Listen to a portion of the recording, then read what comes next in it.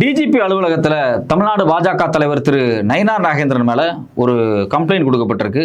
அந்த கம்ப்ளைண்ட் எதுக்காக அப்படின்னா, இன்னைக்கு நயினார் நாகேந்திரன் அவர்கள் பேசின வார்த்தைகள் ரொம்ப மோசமாக முதலமைச்சரை நேரடியாக தாக்கக்கூடிய வார்த்தைகளாக இருந்துச்சு. அவருடைய தனிப்பட்ட வாழ்க்கை குறித்தெல்லாம் பேசுகிறாங்க, அவர் மேலே நடவடிக்கை எடுக்கணும் அப்படிங்கிற மாதிரி தான் அந்த வழக்கு கொடுக்கப்பட்டிருக்கு. அடிப்படையில் நயினார் நாகேந்திரன் என்ன பேசினார் அப்படின்னு நம்ம எல்லாத்துக்குமே தெரியும். ஏற்கனவே திரு ஸ்டாலின் அவர்களை கலாய்க்கிற மாதிரி சட்டமன்றத்தில் விஜய் அவர்கள் இப்படியெல்லாம் செஞ்சார், அப்பாவை காணன்னு யாரோ தேடிக்கிட்டு இருக்காங்க குழந்தை அப்படிலாம் சொல்லி கலாய்ச்சார். அதை ஒரு விமர்சனமாக நயினார் நாகேந்திரன் என்ன சொல்கிறார் அப்படின்னா, சட்டமன்றத்தில் அப்பாவை காணன்னு தேடுறது ஒரு பக்கம், முதல்ல வீட்டுக்கு போய் அம்மாட்ட கேட்டால் தானே அப்பா யாருன்னு தெரியும் அப்படிங்கிற மாதிரியான ஒரு பேச்சை அவர் பேசியிருக்காரு. இது கண்டனத்துக்குரியது. தனிப்பட்ட முறையில் யாரை பற்றியுமே இது மாதிரி ஒரு அவதூறான சொற்களை பேசவே கூடாது. இதுக்கு முன்னாடி உதயநிதி அவர்கள் அவர் எதுவுமே பேசலை. அதான் ரொம்ப முக்கியமான சார். வீடியோவை பார்த்தீங்க அப்படின்னா, கீழே இருக்கிற ஒரு நபர் பேசினார். அவர் தப்பாக பேசும்போது அதுக்கு நான் காவேரி தண்ணியை பற்றி தான் சொன்னேன் அப்படின்னு சொல்லி ஒரு லைனில் அவர் முடிச்சுட்டு போகிறார். ஆனால் அதுக்கே அவரை கைது பண்ணுவதற்காக மிகப்பெரிய முயற்சிகள் நடந்து, ஒரு நாள் முழுக்க இழுத்தடிப்பு நடந்து, அதுக்கப்புறம் நீதிமன்றம் நேரடியாக தலையிட்டு உதயநிதி அவர்களை கைது பண்ணக்கூடாது, அவர் ஒரே நாளில் விட்டுறணும், நாளைக்கு சட்டமன்றம் இருக்குது, அவர் எதிர்க்கட்சி தலைவர், அவர் வரணும் சட்டமன்றத்துக்கு அப்படின்னு நீதிபதி சொன்னதுக்கு பிறகு தான் சரி இந்த கேஸை நம்ம எடுத்துகிட்டு போனாலும் ஒர்க் அவுட் ஆகாது அப்படின்னு சொல்லி இந்த தாவேக அரசு கைவிட்டாங்க. சரி, இப்போ நமக்கு அடிப்படையில் ஒரு கேள்வி வருது. ஏற்கனவே நயினார் நாகேந்திரன் அந்த குறிப்பிட்ட நடிகை குறித்து ரொம்ப கொச்சையாக பேசி முதலமைச்சரை விமர்சிச்சிருந்தார். இப்போ 2வது முறை நேரடியாகவே விமர்சிக்கிறார். இப்போ 2 முறை தொடர்ச்சியாக நேரடியாக விஜய் அவர்களை, அதுவும் அந்த குறிப்பிட்ட நடிகையோட சேர்த்து வச்சு பேசுகிறாரே, இவரை கைது பண்ணுவீங்களா இல்லையா? உண்மையிலேயே நீங்கள் உதயநிதி கைது பண்ணது சரிதான் அப்படின்னு உங்கள் மனசாட்சிப்படி நீங்கள் நினச்சிங்க அப்படின்னா, நீங்கள் நயினார் நாகேந்திரன் மேலேயும் வழக்கு போட்டு நீங்கள் கைது பண்ணலாம்ல. வழக்கமாக என்ன நடக்குன்னா, இது மாதிரியான பேச்சுக்கள் வரும்போது அவதூறாக பேசுகிறாங்க, விமர்சனம் பண்ணுறாங்க அப்படின்னு சொல்லி இவங்களை என்ன பண்ணுவாங்க அப்படின்னா, ஒரு கேஸ் மட்டும் ஃபைல் பண்ணுவாங்க. கைது நடவடிக்கைகள்லாம் போக மாட்டாங்க. அப்புறம் பிற்பாடு கோர்ட்டுக்கு வரும், அது மன்னிப்பு கேட்கப்படும், இல்லை சில நேரத்தில் அவதூறு வழக்காக போடப்படும். இப்படி வழக்கமாக நடக்கும். ஆனால் இப்போ பார்த்தீங்க அப்படின்னா, இப்போ என்ன நடக்குது அப்படின்னா, நீங்கள் நயினார் நாகேந்திரன் மேலே வழக்கும் போடலை, நீங்கள் நயினார் நாகேந்திரனை கைது பண்ணவும் இல்லை. எந்த ஆப்ஷன்? இப்போ அவர் பேசிட்டாரு, காலையில் பேசியிருக்காரு, நைட்டு வரைக்கும் ஆகிடுச்சு, அவர் சென்னையில் தான் இருக்கார், நீங்கள் போய் கைது பண்ணலாமே. ஏன் நீங்கள் அந்த ஆப்ஷன் வச்சுருக்கிறீங்க? 2வது முக்கியமான விஷயம் என்ன அப்படின்னா, விஜய் அவர்களை விமர்சிக்கிறாங்க. விஜய் அவர்களை விமர்சித்தா கைது இல்லை, ஆனால் அந்த குறிப்பிட்ட நடிகையை விமர்சித்தா உடனே கைதா அப்படிங்கிற இன்னொரு கேள்வி வருது.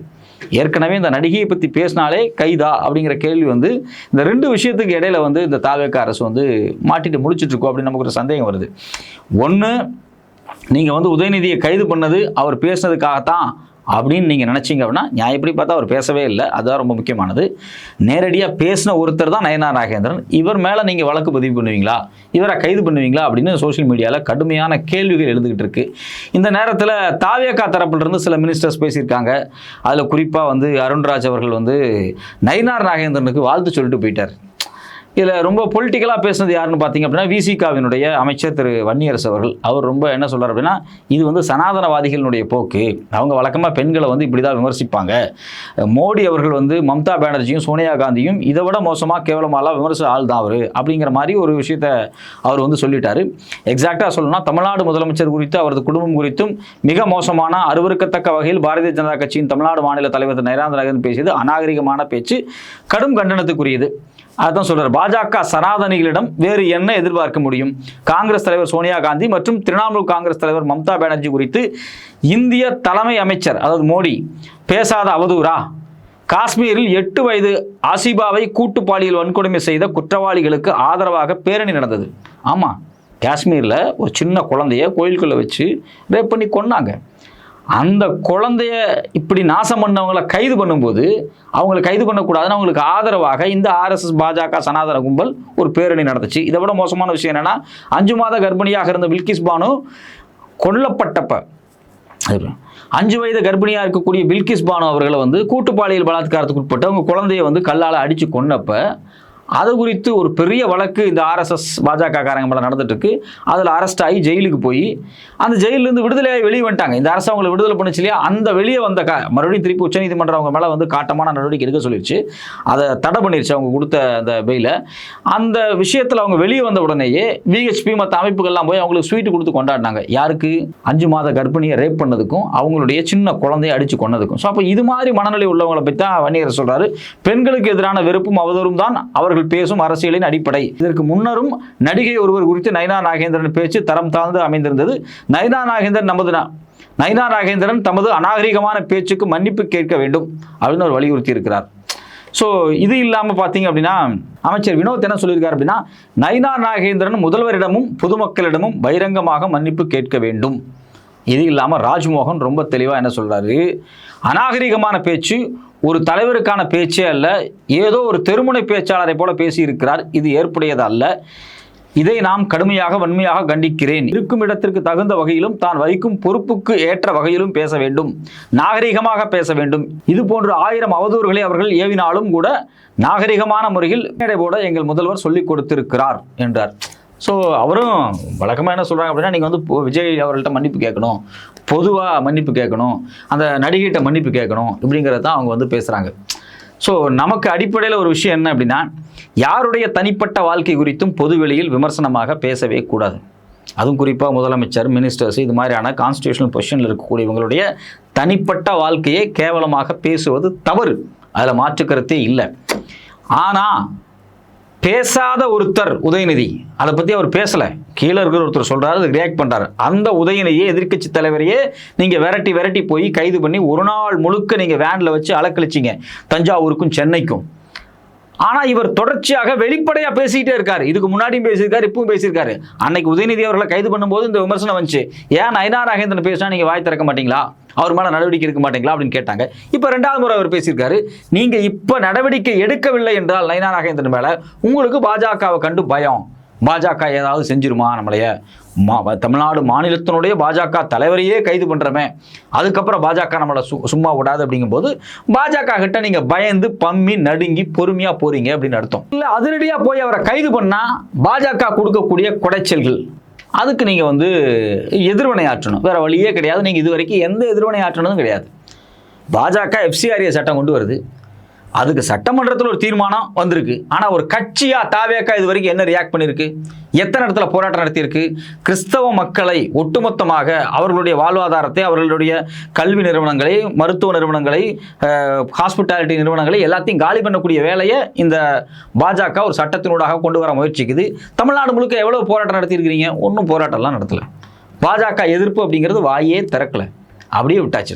ஒன்றுமே இல்லை, மாட்டை வெட்டக்கூடாது, குர்பானி கொடுக்கக்கூடாது அப்படின்னு சொல்லி நீதிமன்றத்தில் ஒரு தீர்ப்பு வந்தப்போ, ஐயா நாங்கள் அதை வந்து ஃபாலோ பண்ணுறோம், நாங்கள் பார்த்துக்கிறோம், யாரும் வெட்ட மாட்டாங்க அப்படின்னு சொல்லி நாங்கள் அதை கரெக்டாக கடைபிடிச்சோம் அப்படின்னு நீதிமன்றத்துக்கு நீங்கள் வேறு திருப்பி லெட்டர் கொடுத்த ஒரு அரசு தான் இந்த அரசு. அப்போ பாஜக RSS கொண்டு வரக்கூடிய எந்த சட்டத்தையும் இல்லை அவங்களுடைய எந்த திட்டத்தையும் எதிர்க்காத ஒரு நபர் இப்போ நயினார் நாகேந்திரனை எதிர்த்து நீங்கள் வந்து செய்ய போகிறீங்களா? கட்டாயம் நீங்கள் செய்கிறதுக்கு வாய்ப்பு இருக்கா? இது ஒரு முக்கியமான கொஷின். அது தமிழ்நாட்டில் திருவள்ளுவருக்கு காவி போட்டது RSSம் கவர்னர் மாளிகையும் பாஜகவும். இது வரைக்கும் விஜய் அவர்கள் எதிர்ப்பு தெரிவிக்கவே இல்லை. வந்தே மாதரம் பாட சொல்கிறாங்க, பல்கலைக்கழகங்களில் பாடியிருக்கிறாங்க, இது தப்பு, கவர்னர் இப்படி பண்ணிடக்கூடாது, பாஜக RSS திட்டத்தை நாங்கள் செயல்படுத்த மாட்டோம் அப்படின்னு உறுதியாக இது வரைக்கும் எதாவது சொன்னீங்களா? இல்லை நாங்கள் தான் தீர்மானம் கொண்டு, தீர்மானமெல்லாம் இல்லை, தீர்மானம் ஏற்கனவே இருக்குது. தீர்மானம் 10 வருஷத்துக்கு முன்னாடி இருந்தே தீர்மானம் இருக்குது. 2021 ஸ்டாலின் திரும்ப ஒரு தீர்மானம் போட்டு தமிழ் தாய் வாழ்த்தை முதல்ல பாடன்னு கொண்டு வந்திருக்காரு. தீர்மானம் நீங்கள் போடலை, சட்டம் ஏற்கனவே இருக்குது. ஸோ அப்போது நீங்கள் இந்த பாஜக அரசினுடைய எந்த விதமான சனாதன போக்கையும் எதிர்க்காத ஒரு நபர், பாஜகவை கண்டு பயந்து அடிபணியக்கூடிய ஒரு நபராக இந்த தாவேக அரசு இருக்குது. இந்த அரசு இப்போ நயினார் நாகேந்திரன் மேலே கை வைக்க மறுக்கிறது. அப்போது DGP ஆஃபீஸுக்கு கம்ப்ளைண்ட் வந்திருக்கு, ஆக்ஷன் எடுக்க வேண்டியதானே? ஏன் ஆக்ஷன் எடுக்க மாட்டேங்கிறீங்க? இது இன்னொரு முக்கியமான விஷயம் என்ன அப்படின்னா, இது வந்து விஜய் அவர்கள் மீது இல்லை விஜய் அவர்களுடைய தனிப்பட்ட வாழ்க்கை அப்படிங்கிறதெல்லாம் தாண்டி இங்கே ஒரு நடிகை, ஒரு பெண் குறித்து தொடர்ச்சியாக திரும்ப ஒரு பொது இடத்தில் அவதூறாக பேசுகிறாரு பாஜக தலைவர். அவர் மேலே என்ன நடவடிக்கை எடுக்க போகிறீங்க? உதயநிதி ஸ்டாலின் பேசாத ஒரு வார்த்தைக்கே பொங்குனாங்க எல்லாரும். யார்? தமிழிசை சவுந்தரராஜனாக இருக்கட்டும், இல்லை அம்மையார் குஷ்புவாக இருக்கட்டும், எல்லாம் பயங்கரமாக பொங்கி எழுந்து வந்தாங்க. இப்போ நான் என்ன கேட்குறேன், இவ்வளோ பேர் பொங்குனீங்களேப்பா, இப்போ பொங்குங்க.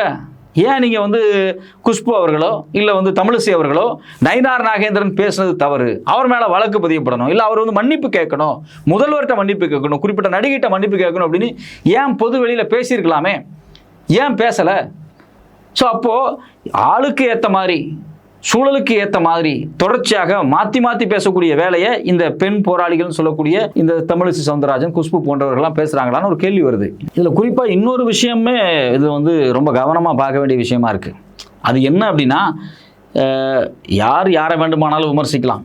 அதாவது விமர்சனம் தனிப்பட்ட தாக்குதலாக இல்லாமல் அரசியல் விமர்சகராக இருக்கலாம். அந்த அரசியல் விமர்சனத்தை எல்லாருமே முன் வச்சுக்கிட்டு தான் இருக்காங்க. அதில் பல பேர்த்து மேலே, சில யூடியூபர்ஸ் மேலே, சில ஊடகவியலாளர் மேலே நேரடியாக கைது வேலைகள்லாம் கூட நடந்துச்சு.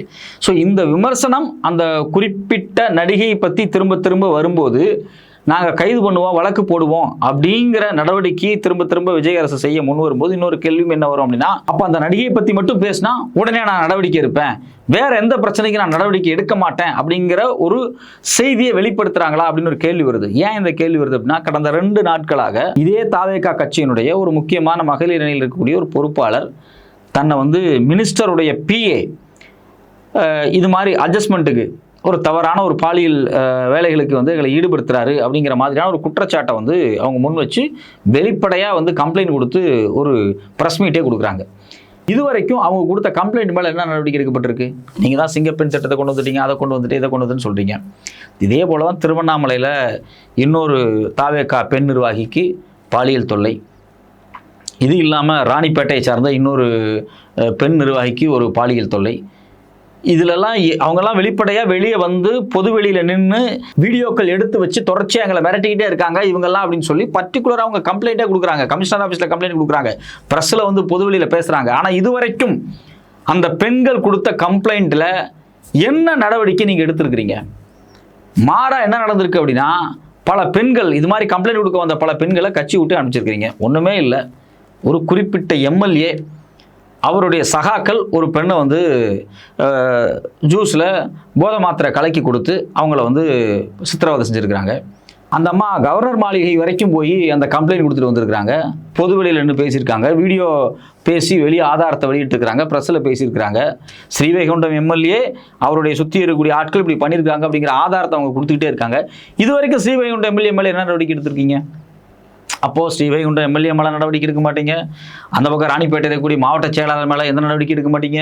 இப்படி யார் மேலேயுமே எந்தெந்த பெண்கள்லாம் கட்சிக்குள்ள பாலியலாக தொந்தரவு செய்யப்படுறாங்கன்னு வெளிவந்து பேட்டி கொடுத்து ஆதாரத்தை கொடுக்குறாங்களோ, கம்ப்ளைண்ட் கொடுக்குறாங்களோ, அவங்களோட கம்ப்ளைண்ட்டுக்கு எதுவுமே செய்யாமல் கட்சிக்காரங்க மேலே எந்த நடவடிக்கையுமே எடுக்காமல் நயினார் நாகேந்திரனோ இல்லை உதயநிதியோ இப்படி பேசிட்டார் அப்படின்னு அந்த குறிப்பிட்ட நடிகைக்காக மட்டும் வழக்கு பதிகிறது, கைது பண்ணுற இடத்துக்கு போகும்போது அந்த நடிகைக்காக மட்டும் நீங்கள் இதை செய்வீங்களா அப்படின்னு ஒரு கேள்வியும் இந்த அரசை நோக்கி எழுந்திருக்கிறது.